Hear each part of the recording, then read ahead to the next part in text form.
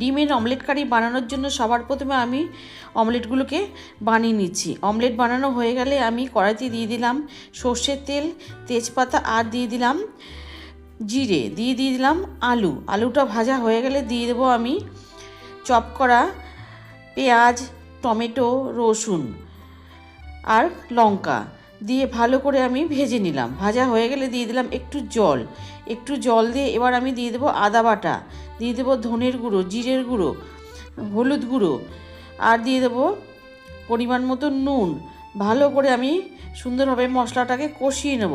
মশলাটা কষানো হয়ে গেলে দিয়ে দেবো পরিমাণ মতন জল দিয়ে ফুটে গেলে দিয়ে দেবো ডিমের অমলেটগুলো দিয়ে 2-3 মিনিট প্রায় ফুটিয়ে নেওয়ার পর নামানোর আগে দিয়ে দেবো গরম মশলার গুঁড়ো আর দিয়ে দেবো ধনেপাতা কুচি দিয়ে মিশিয়ে নিলেই তৈরি হয়ে যাবে ডিমের অমলেট কারি।